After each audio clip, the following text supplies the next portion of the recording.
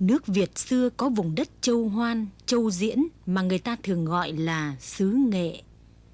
Tuy ở đó, con người lam lũ trong khốc liệt của thiên nhiên, nhưng lại nổi tiếng với những sinh đồ hiếu học, những thầy đồ hay chữ và những nhà nho thành danh trên con đường khoa bảng. Phim tài liệu này mời các bạn về thăm quê của những ông đồ thuở ấy.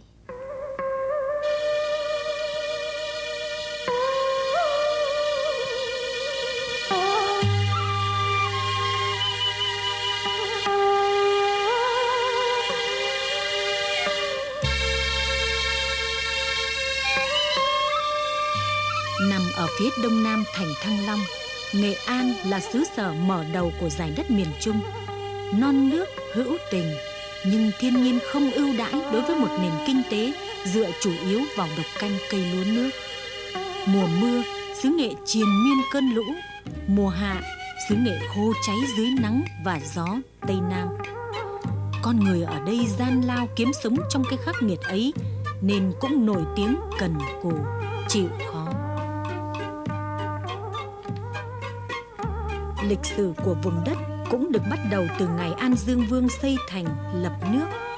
Trải các triều đại, xứ Nghệ đều được coi là vùng đất then khóa, là đất phên dậu của thời Đinh, Lê, Lý, đất Cối Kê đời Trần, đất Thang Mộc đời Hậu Lê và là đất Phượng Hoàng Trung Đô thời Nguyễn Huệ.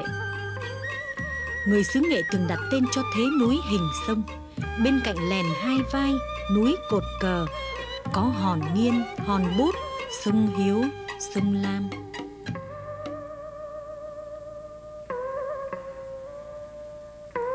Xứ Nghệ xưa không mấy nhà no đủ, nhưng lại nhiều người ham học, ham chữ nghĩa. Nhà tranh, vách đất, nhưng vẫn trang trọng đó, cây nghiên, ngọn bút, bên sách thánh hiền.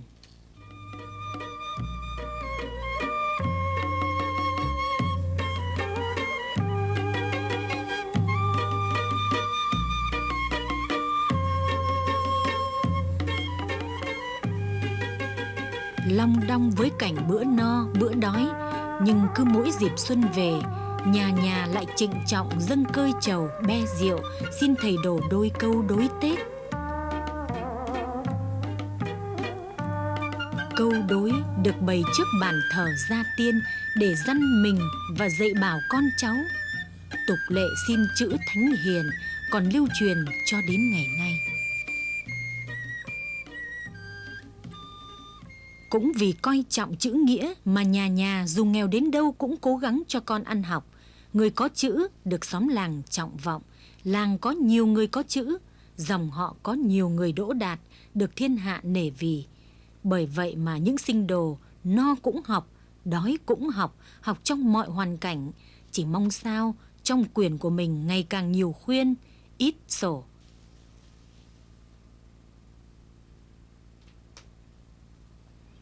Nói về cái chí của những anh khóa nhà nghèo mà ham học, dân xứ Nghệ có đôi câu đối. Sáng khoai, trưa khoai, tối khoai, khoai 3 bữa. Ông đỗ, cha đỗ, con đỗ, đỗ cả nhà. Những người đỗ đạt được xóm làng tôn vinh trọng vọng. Ngày ông nghè ông cử bái tổ vinh quy, được cả làng rước kiệu và làm lễ ăn mừng, hoặc được dựng đình thật to, thật đẹp để ghi nhận công lao, như đình làng Trung Cần, huyện Nam Đàn được dựng lên mừng 3 ông tiến sĩ Nguyễn Trọng Đương, Nguyễn Trọng Thường và Nguyễn Trọng Đường.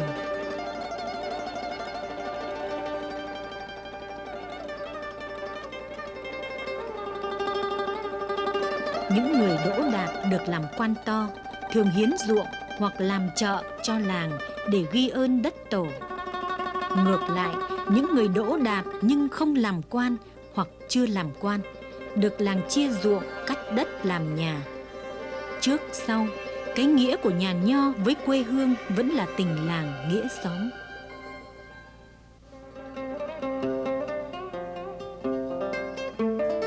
Sau mỗi kỳ khoa cử, nhiều người đỗ đạt và đi làm quan, như Trạng Nguyên Hồ Tông Thốc, Phạm Nguyễn Du. Đối với họ, kiếp nghèo coi như thoát. Nhưng số đông trong họ lại trở thành những thầy đồ, vừa dạy học kiếm sống, vừa tiếp tục dùi mài kinh sử để chuẩn bị ứng thí kỳ sau. Ông Đồ Nghệ nghèo mà nổi tiếng hay chữ, có mặt khắp nơi trên mọi miền đất nước. Họ nghèo đến mức ngấn lệ, như trong giai thoại Con cá gỗ. Con cá gỗ như biểu tượng ý chí vượt khó vượt khổ để có chữ của những sinh đồ xứ Nghệ thuở ấy. Ông Đồ Nghệ cháp đen, khăn gói đỏ, đất Nghệ nghèo, đành bạt xứ tha hương. Chạy khắp Bắc Nam mở lớp khai trường, chữ nghĩa văn chương, đời chê đắt rẻ. Dẫu vậy, mỗi lần lai kinh ứng thí, sinh đồ xứ Nghệ với chiếc cháp đen khăn gói đỏ lại thường nổi danh khoa bảng. Mở đầu cho phong trào đỗ đạt khoa bảng của các nhà nho xứ Nghệ là ông Bạch Liêu ở huyện Yên Thành. Ông Đỗ Trạng Nguyên vào thế kỷ 13, dấu vết để lại chỉ còn một nấm đất mà người ta nói đó là phần mộ của ông. Nhưng tài năng và tâm đức của ông Bạch Liêu còn lưu truyền hậu thế. Đỗ Trạng Nguyên nhưng không làm quan mà về quê dạy học, vui thú ruộng vườn. Ở làng Hoành Sơn, huyện Nam Đàn, còn một ngôi đình làng vào loại to và đẹp nhất nước. Nó thực sự là một công trình nghệ thuật đặc sắc. Ngôi đình này, người làng Hoành Sơn dựng nên để ghi nhớ về một sự kiện. Khoa thi năm 1853, triều đình không lấy Trạng Nguyên mà chỉ lấy 2 người đỗ thám hoa. Cả 2 sinh đồ đậu thám hoa khoa thi năm ấy đều là người của làng. Đó là 2 ông thám hoa, Nguyễn Văn Giao và Nguyễn Đức Đạt. Ở xứ Nghệ có những dòng họ, những vùng đất nổi tiếng, nhiều người đậu đạt khoa bảng. Ở thôn Tam Thọ, tổng Quỳ Trạch, nay là xã Thọ Thành, huyện Yên Thành, thời nhà Trần có ông Hồ Tông Thốc đậu Trạng Nguyên năm 19 tuổi. Ông cũng là người đầu tiên trong thơ văn của mình gọi nước ta bằng danh từ Việt Nam. Sau đó, con trai ông Hồ Tông Thốc là ông Hồ Tông Đốn và con trai ông Hồ Tông Đốn là ông Hồ Tông Thành đều đậu Trạng Nguyên.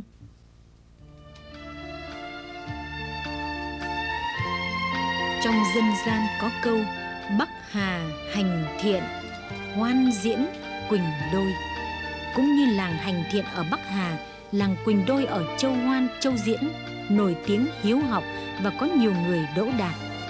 Những người nổi tiếng tài danh như Hồ Sĩ Dương, Hồ Sĩ Đống, Hồ Xuân Hương, Phạm Đình Toái đều là người làng Quỳnh Đôi. Vua Hồ Quý Ly hay vua Quang Trung đều có gốc họ từ làng Quỳnh Đôi. Tính từ đời Lê Nhân Tông cho đến khoa thi cuối cùng bằng chữ Hán năm 1918, làng Quỳnh Đôi có trên 1.000 người đậu từ tú tài đến tiến sĩ, trong đó 71 người đậu đại khoa, tức là từ phó bảng đến tiến sĩ.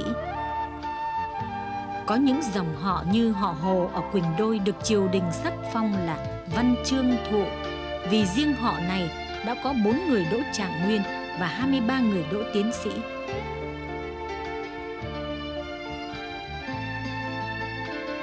Truyền thống hiếu học của người dân làng Quỳnh còn giữ được cho đến ngày nay.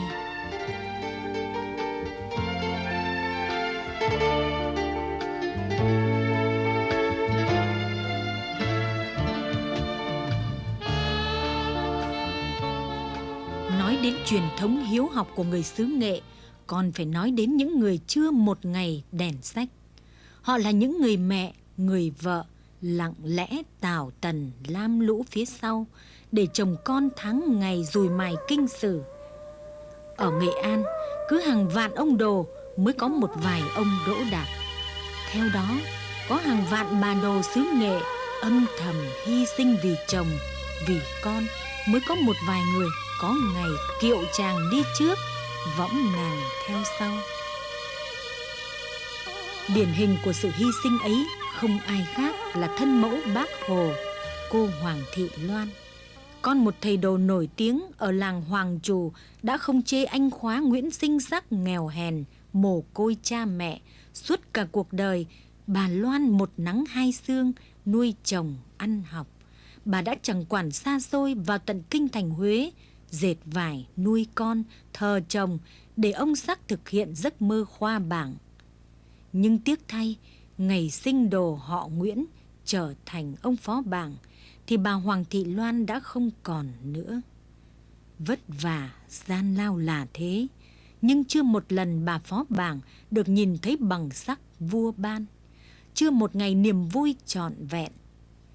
Những bà đồ thuở ấy tuy không một ngày được cầm sách bên đèn, nhưng họ vẫn một lòng vì chữ nghĩa, tận tụy với chữ nghĩa.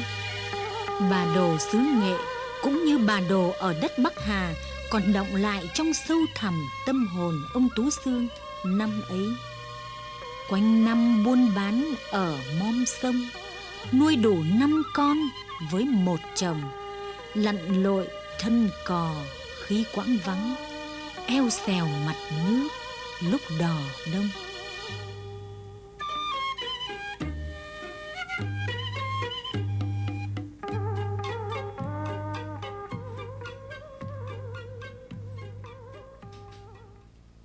Theo các nhà nghiên cứu sử học và văn học, những ông đồ xứ Nghệ có phẩm chất hiếu học, vượt khó vượt khổ.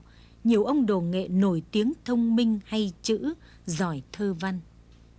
Ông đồ Nghệ nổi tiếng thẳng thắn, cương trực, trọng nghĩa, thương người, vì họ đều xuất thân từ tầng lớp nông dân hoặc có cuộc sống gắn bó gần gũi với xóm làng, với người dân lao động. Vào cuối thế kỷ thứ 18, ở huyện Chân Phúc, trấn Nghệ An, có ông Phạm Nguyễn Du, đậu tiến sĩ và được bổ nhiệm chức quan giám sát ngự sử. Mặc dầu đỗ đạt và được sống trong cảnh quyền cao chức trọng, ông vẫn đau đáu một niềm đau trước cảnh quê nghèo. Trong tập thơ Nam Hành Ký Đắc Tập, ông vạch trần những bất công thối nát của xã hội đương thời, xót thương trước cảnh đói rét của người dân lao động.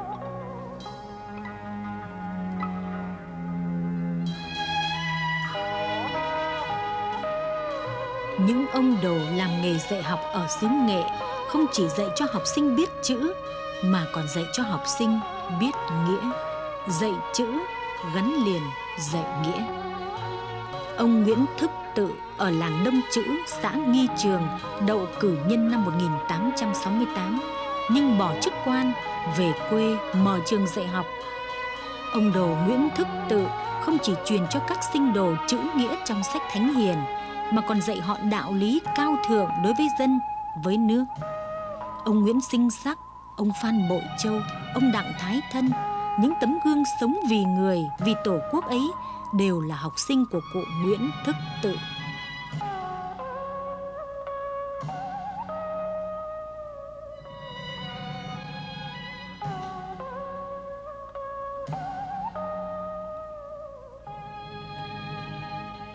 Trước cảnh nước mất nhà tan, nhân dân ta tủi nhục trong cuộc đời một cổ đôi chồng, những nhà nho xứ Nghệ cũng như những nhà nho khắp mọi miền đất nước đã không khư khư ôm chữ trung quân máy móc. Họ đã lấy quyền lợi của Tổ quốc, của nhân dân là mục tiêu cho mọi hành động của mình. Ở xứ Nghệ có nhiều sĩ phu hay chữ sống cuộc đời trọng nghĩa, thông minh, dũng cảm, đấu tranh vì độc lập Tổ quốc.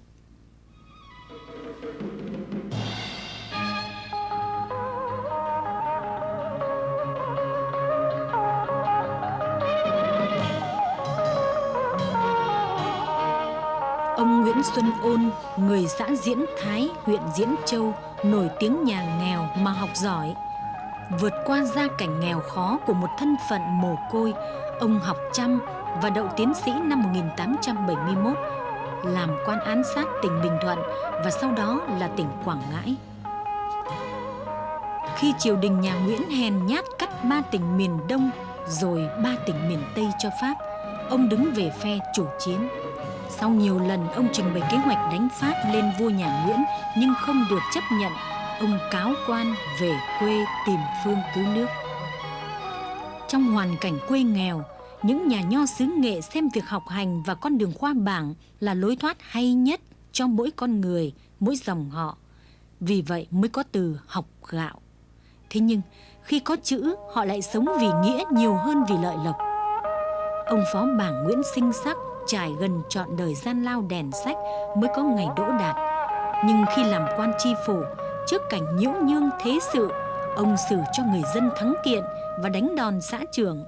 Sau đó, ông từ quan sống cuộc đời làm thầy dạy học và bốc thuốc cứu người để giữ tiết tháo thanh cao của một nhà nho. Ở huyện Nam Đàn có ông Phan Bội Châu nổi tiếng thông minh hay chữ. Ông thuộc kinh thi từ khi hiểu được lời ru của mẹ. Học xong luận ngữ chỉ trong vài ba ngày. Khoa thi năm Canh Tý 1900, ông đỗ đầu xứ. Gặp cảnh mất nước, ông cùng bạn đồng môn khát khao tìm đường cứu nước. Ông vận động thành lập Hội Duy Tân, lãnh đạo phong trào Đông Du, thành lập Việt Nam Quang Phục Hội và Đảng Việt Nam Quốc dân. Tuy không thành công trên con đường đánh đuổi ngoại xâm, nhưng tấm lòng nồng nàn yêu nước thương nòi và sục sôi ý chí đấu tranh của cụ Phan được kết tinh lại trong những tác phẩm văn học sống mãi với thời gian, như Hịch Bình Tây Thu Bắc, Lưu Cầu Huyết Lệ Tân Thư, Hải Ngoại Huyết Thư, Trùng Quang Tâm Sử. Nhiệt huyết của ông trước số phận của đất nước và những câu thơ dậy sóng của ông còn lay động lòng người cho đến hôm nay.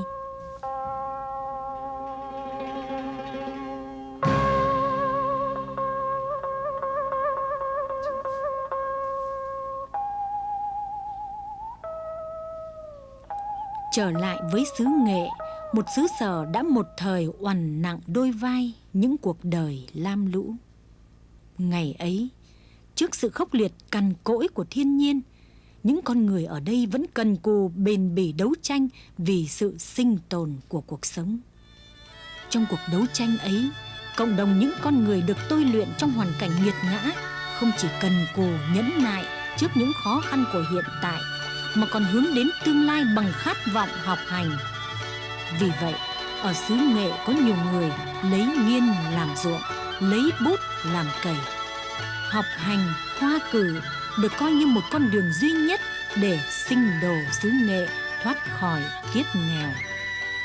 Thế nhưng, khi học hành có chữ, họ lại sống vì nghĩa, không sống vì lợi lộc của riêng mình. Hầu hết trong số họ đã dùi mài kinh sử trong sự hy sinh của người thân. Cuộc sống của họ gần gũi với người lao động, nên chữ tâm của nhà nho vẫn hướng về cái gốc của mình.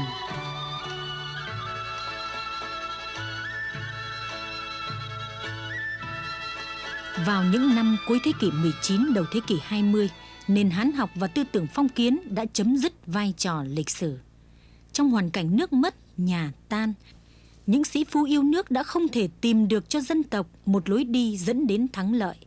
Dẫu rằng chưa tìm được con đường cứu nước cứu dân, nhưng những cuộc đàm đạo bình văn của ông Phó Bảng Sắc, Giải Nguyên Phan Xảo Nam, ông Đồ Vương Thúc Quý ở đất Nam Đàn và tấm gương của những sĩ phu yêu nước đã nhen nhóm lên trong lòng cậu bé Nguyễn Sinh Cung ngọn lửa nồng nàn yêu nước.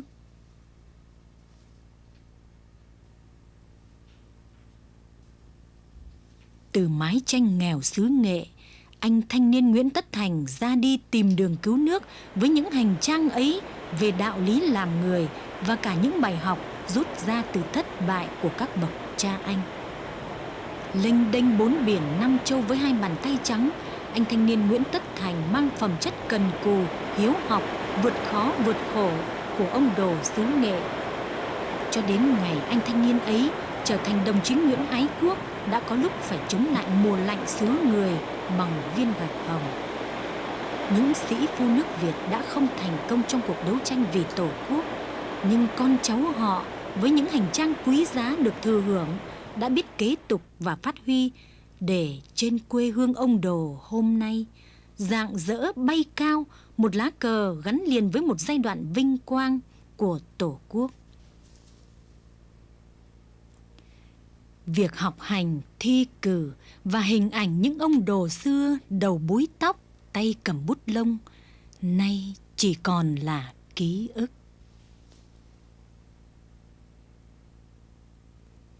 Theo quy luật của sự sống, lối học hành khoa cử của những ông Đồ và tư tưởng phong kiến đã kết thúc vai trò lịch sử.